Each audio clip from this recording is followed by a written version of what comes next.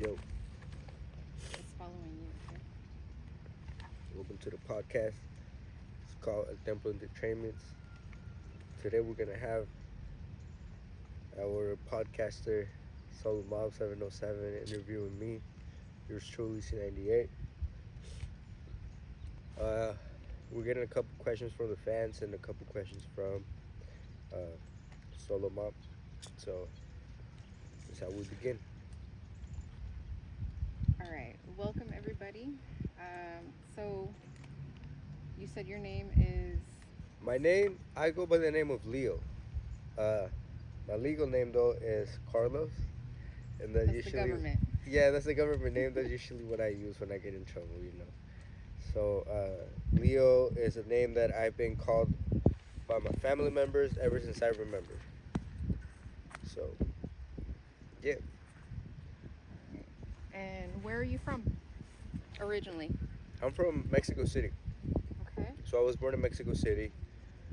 I came here when I was 10, and I stayed. I would say by my guardian's decision, but I was 10 years old, so the year was a fun place at the time to be at. All right. It's 2008. Um, so what got you into music? What got me into music was honestly being at a group home in Sonoma County called Hannah Boy Center, and it was a place back then. I don't know if they still do it now, but when you're on diversion, which is a step before probation, they allowed you to either serve your full time in juvenile hall, or you can serve half time in a group home. And I hung around a lot of people around there, so they taught me different type of music. Cause in my household, we used to listen to a lot of Mexican music, so Vicente Fernandez, all the authentic shit. Okay. So So this created a more diverse environment for yeah, you. yeah. Okay. And it started And when I was 14, and ever since I feel like I just been going. all right. So what was the thing that pushed you to start making music? The thing that pushed me to start making music, honestly, I feel like I was like 17. I was like 17, and there was a group from my hometown. Uh, I don't know if they still rap anymore. Haven't heard of them. Uh, anyways, long story short, I knew that I wanted to rap, and like I was the one that used to freestyle all the time right there. But then they got together and started like writing their own music. And when I wanted to join, they pretty much was like, nah, like yours just sounds like you're still writing it and you're reading it. And that got me upset to the point that I was like, you know what, fuck that. I'm not gonna diss them because at the end of the day, they were my homies, Mm-hmm. but quote unquote, my acquaintances. But I just made it on my own, like I started making music on my own and the type of shit that I wanted, the type of shit that my homies were into. Okay. So when you're saying your hometown, you're referring to where you lived here, Where correct? I lived here, yeah. Okay, okay. So Just want I to make lived sure. in Napa for a few years, but as soon as I was able to, I got the fuck out of there. All right. Anybody that has lived in Napa knows that Napa's not the spot. So who inspired you to make music? Was it someone in your family, or was it someone you heard out in the music world? Somebody that inspired me to make music was Ricardo Arjona. So Ricardo Arjona, if I'm not wrong, I believe that he's from Peru. He is Peruano, and he used to write a lot of love music, and my mom used to listen to that a lot when I was a youngin. So I was still in Mexico, and I got inspired. Just the way that he used to write his music, it was like listening to a story, and you didn't even realize that it was a song. So that kind of inspired me. When I grew up, my songwriting skills came from there, but I cannot say that King Little G, that Eminem and Tupac weren't some of my mentors when it came down to like how to write hip hop, Okay. how to write rap. So you consider them your mentors, but also an influence in the style of music that you create? Heavy influence, heavy influence. I feel like in the West Coast, I feel like I can speak for everybody. everybody want to sound like Snoop Dogg. Everybody want to sound like Tupac, you know, because that's what the West Coast is about. So yeah, they definitely do have a impact on how I write my music, you know. It's kind of like having a producer that's not really there and just, you know, like making sure that when you're putting it out there, if Tupac were to be listening, I want to make him proud. You know, I don't want him to skip the song. I want him to keep listening, because something that he said once upon a time was, don't listen to the beat, listen to what they're actually talking about. Yeah. I think too much music is created nowadays for just the way it sounds and not necessarily the content, right? It's too easy to make music nowadays. It's too easy, and you know, there's people that take advantage of that, and there's people that abuse it. So it can go either way. How would you describe your sound or your style? I would describe my sound as the West Coast boom bap style, like a sound. I feel like I'm still a student at this. You know, I don't feel like I'm a teacher yet. I want to get to that point, and I feel like it's, you know, like even the greatest rappers or the greatest producers like Dr. Dre are still learning about this. So I would say, in my best description, that my style will be more of a West Coast hip hop boom bap style. You know, that's what you hear when you hear my songs. You know, you're gonna be with different type of styles. You know, like you might hear a sad song, you might hear a fucking, you know, like Hail Mary type of song, and then, you know, you might go back to the boom bap. You know, that's how I started rapping, with boom bap. Okay. So you definitely don't have just one particular sound. No, I try to be diverse. I try to, you know, make music for the world, not just for my block or my town. Okay. What about your creative process? What's that like? My creative process, I feel like there's no process, you know, like, There's not a ritual that you follow no, each there's not. There's time? definitely not a ritual. I feel Okay. like when I try to make music, I get a writer's block, and I feel like that's what's dope about the music that I make. At least, is that when I make a song, is because I went through it, you know, and I've noticed too, because I've tried to write songs when I'm in my lowest, you know, like when I'm stressing about something, and I always just get stressed because I think about the problem. I don't think about the solution anymore. I don't think about what I can do about it. All I'm focused on is, fuck, I'm going through this shit. Instead of writing a song, I just get stuck in the fucking problem. So what has helped me personally is go through it, you know, be able to heal, make it into a scar and shit, and then be able to write it down. I got the ducks in the bag and shit. That's how you know everything's organic, dog. As long as they don't come attack us. Yeah, as long as they don't come attack us, they're gonna need to try with this. So if you see us get up and run. I just knew it wasn't scripted. I didn't pay it this time. So what is your dream collab? My dream collab, dead or alive? How about one each? A dead one, it will definitely be Machiavelli Don. I wouldn't want to miss that chance. Alive, I would say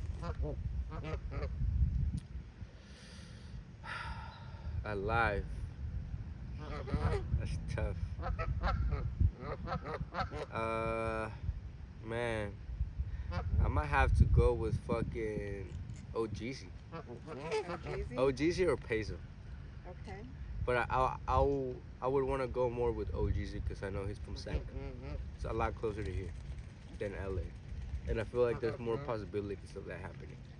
You know, I feel like in LA, it's long distance, and it takes time for the music to get down there. So I feel like, if anything, I feel like OGC would hear me first. Hopefully, you know, I'm just talking about it, speaking it into existence. Exactly. So if you could open a show for any artist, who would it be? If I can open up a show for anybody, it would be, fuck, I forget his name, man. You know, the fucking, what's his name, bro? Jen Aiko or something like that. His, Cee98?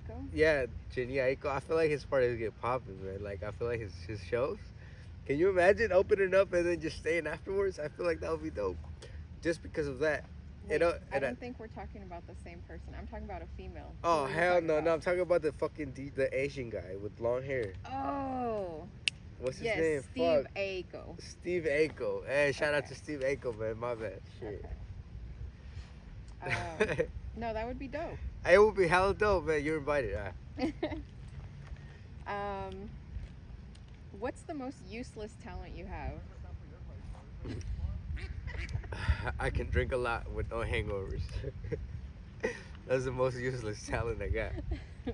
Everybody, my fucking, you know what I be over here fucking it up with the homies. I'm the only one that wakes up with no fucking headaches. My dad has that too. My brother has that too. It's a gift and a curse, but it's useless. Do you sing in the shower? Always. My greatest songs came from the shower. Any particular song you like to sing in the shower? Dust in the wind. I close my eyes. Anyways. If you weren't doing music, what would you be doing? I would be trying to find a way to make money. Hustler. That's all I know. I wouldn't be able to tell you what profession I would be doing, but all I know is that I would be finding ways to make money.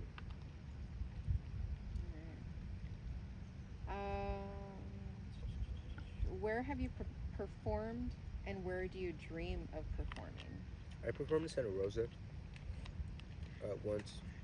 I performed a couple times in Calistoga. I have a concert coming on Saturday, the 8th. And I believe that we're opening up for Spice One. Me and a couple other rappers from around town in Santa Rosa. My dream is to perform in El Estadio Azteca. You know, what better way to do it than to go back to where I was actually born, you know, and like do it for all those people. I agree.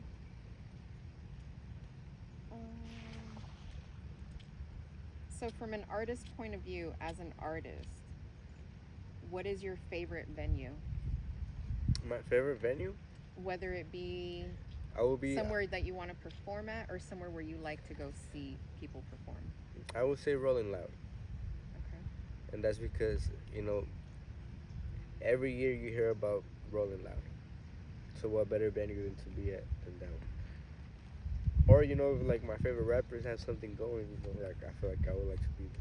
But I feel like a rapper's favorite venue or like the best venue to be at is Rolling Loud. That's how you know you made it. Okay. What about your least favorite venue? What's been your least favorite venue? I don't have one. No? And I'm yet to discover.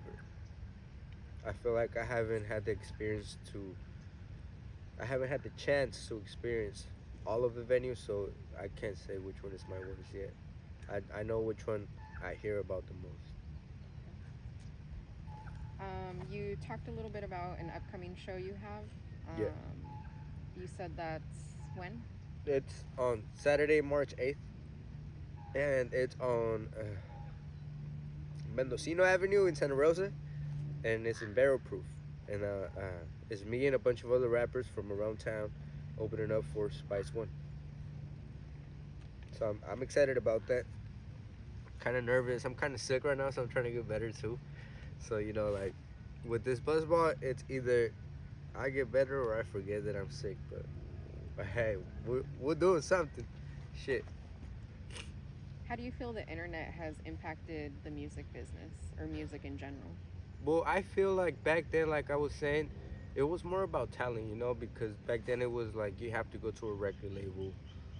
You didn't have to. It was more than just singing, you know, like can you perform? Can you give a show to the people? And now with the internet taking over, you have a lot of SoundCloud rappers. Some things are good, some things are bad. Like I said, it has its pros and cons. A lot of people, you know, use it as a way, as an outlet to get money, like me, and other people just use it to get attention. You know, people just use it and abuse it for the wrong purposes. it has affected it in a way that like back then you used to be able to get more money for the artist because it was like, oh, you want to listen to the record, you have to buy the CD. Nowadays you can just download it for free on the on Safari or wherever you are. Do you have a favorite song that you like to perform, whether it be your own or someone else's? Well, I never performed any song from other artists. My favorite song to perform, I would say it has to be Cadenas. Cadenas is a song that I wrote when I was taking it serious, and it just pretty much explains what's going on now. You know, like it was just my breakthrough from being Cee98 to having the nickname that I go by, Prolific, and that was because I had nothing at the moment. I had barely gotten my kids back, and I just wanted to explode. You know, like I wanted to eat the world in one bite, and unfortunately, it's not like that. But I'm grateful of how things are happening. Because once you're already in movement, they cannot stop the motion. What famous musicians do you admire, or maybe some not so famous ones? I admire Bob Marley a lot, just because of his message. Uh, I admire Easy E because of how he went out. You know, he went out with his head up high. I admire Juice World. I know that he died over an overdose, but at the same time, you know, like his songs kind of help us that are going through depression or might be going through opioid addiction, whatever not. They help us understand that like there's somebody else going through it, and some people make it out, some people don't. But the thing is that like no matter what, just hold your head up. It's definitely nice to know that there's other people in the world that are going through the same things that you Definitely, are. people like to criticize like they've never did anything wrong in their lives, and I bet you those are the people that you find at the fucking churches, at the masses shaking hand with the brother. Um, what's the best advice you've been given as far as music goes? The best advice that I've been giving is never tell anybody what you have going on. Let them see it for themselves. Move in silence. But instead, yeah, move in silence because a lot of people, like I've seen it happen in different documentaries. Like Ice Cube talked. I mean, Cypress Hill talked about how Ice Cube robbed the, oh yeah, threw my middle hood in the air, something like that. There's a lot of rappers that have stolen bars, stolen hooks from other people. That's because you trust in the wrong people, or like you're speaking your future to some people that don't want to see you be in the future. So one of the best advice that I got in the rap game was just move in silence. Do whatever you gotta do, but make sure that nobody finds out. And whoever does, make sure that you can trust them. A lot of people don't want what's best for you. If you could change anything about the industry, what would it be? I would say that the first thing that I would change is the way that artists are manipulated into doing songs that they don't want to do.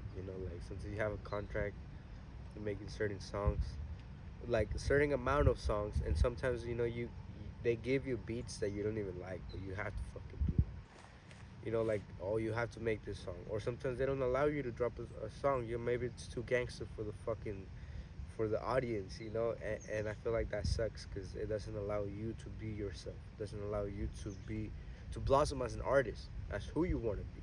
Because now you're under a record label that is expecting you to do this in this amount of years, or sometimes you get in advance and then now you have to pay for it. Shit like that, like I would say that the first thing that I would change is making sure that the artist gets that they get the right royalties and that they own their music. Okay. So, with that being said, is that something that you follow? That's definitely that I follow. That's something that I definitely follow, and I'll tell you that because I have Chucky 1300 under my camp right now, and he's on probation right now. He just got out a few months ago, so He's been laying low, but ever since he's been with me, I've been trying to, try to help him get his music distributed through all platforms because I want him to get his money. I want him to get his bag. I'm getting my bag, but I want my homie to get his bag. What's the whole point of being in my record label if you're not getting any revenue from it? So I do support people that are, mentally there, that are actually supporting to the cause. So yeah, Committed. committed. Yeah, definitely. That's the word that I was looking for. All right. Can you tell us about your latest album or mixtape? What the inspiration was? What was the thought process behind it? My latest album was the 27 Club. Okay. The 27 Club was inspired in a lot of shit. It was kind of like around the time that I had my kids. For I don't wanna put my baby mama down. She went through some stuff, and I had to keep the boys. And she kind of took him back, and I was just going crazy because I had just dropped an album called Prolific. That was my first mixtape, and it was going good. And I was already working on the other one. So actually, this album, 27 Club, was supposed to be called The Riot of the Quiet. And once everything happened, it just became 27 Club because I was just trying to be numb. I was trying to forget that I even had my kids back. Like it got to that point that what happened destroyed me because, mind you, I've been going through this since my kids were born, kind of.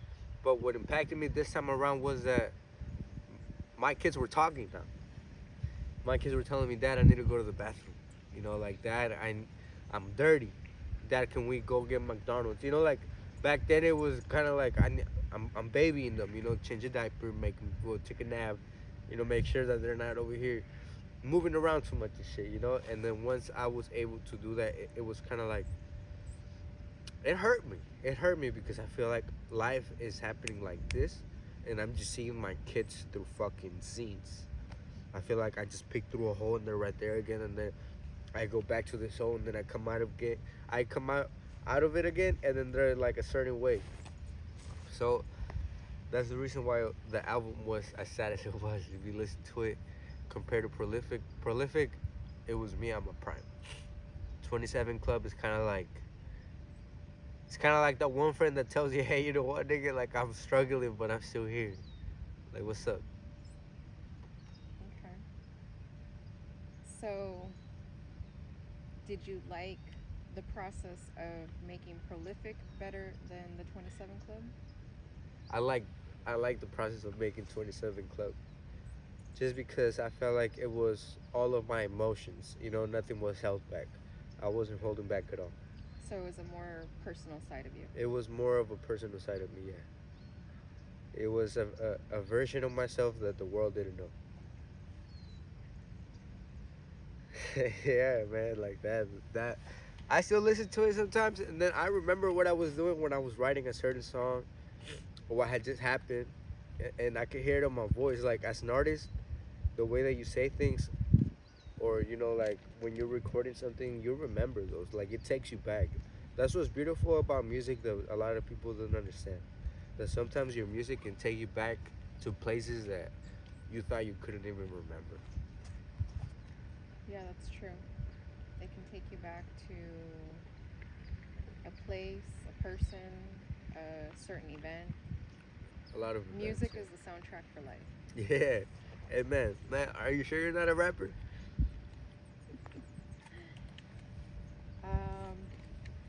What's next for you? What do you have on the vision board? Trying to stay alive. Trying to stay alive. I am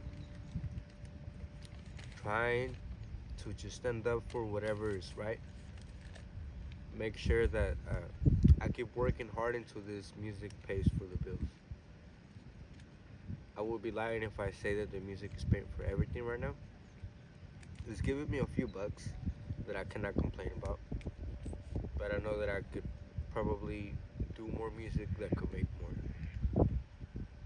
So right now it's kind of like finding my way through life, surviving. Staying alive. I feel like is one of my biggest purposes because as long as I have life, I have time to fix whatever's wrong. And I don't know what I have to learn, but I know that the moment that I learn it, I'm gone.